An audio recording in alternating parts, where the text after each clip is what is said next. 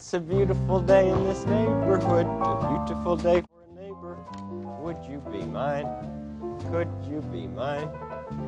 It's a neighborly day in this beauty wood, a neighborly day for beauty. Would you be mine? Could you be mine? I have always wanted to have a neighbor just like you. I've always wanted to live in a neighborhood with you, so let's make the most of this beautiful day. Since we're together, we might as well say, would you be mine? Could you be mine? Won't you be my neighbor? Won't you please? Won't you please? Please won't you be my neighbor? Neighbor and friend.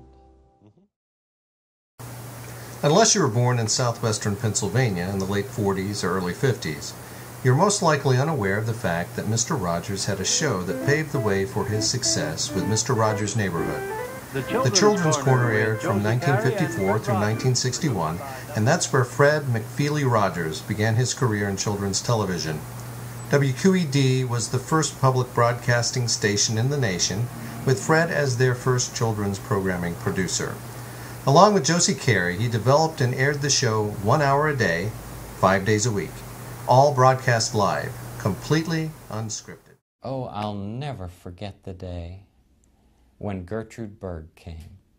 You know, she was the person who played the part of Molly Goldberg on television. And we all just loved that program.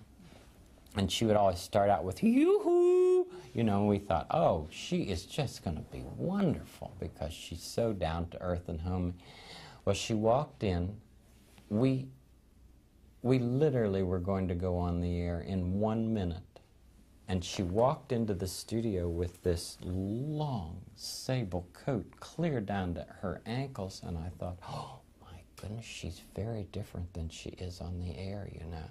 Well, she got over to my organ and she ripped off that coat and she threw it over and we were already on the air. And she walked on with Josie and she said, who lives there?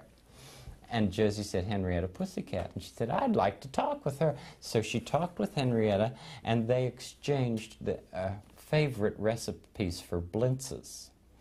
And then she went down the line. She said, what about over there at that castle? And Josie said, well, King Friday the 13th lives there. I want to meet him, she said. So she walked over, and the king came out with his fanfare and just looked at her and said, Mrs. Berg, have you ever been presented at court before? And without a second's hesitation, she said, only night court, your majesty.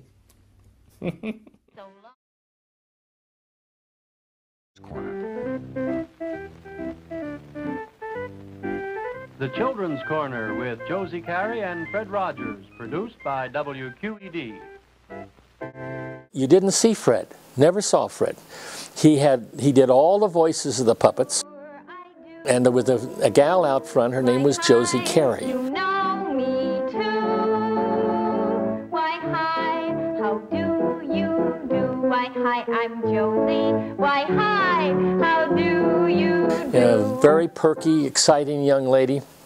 A lot of fun to work with. But in those days, we had no script. What do you mean do? Really do something. Like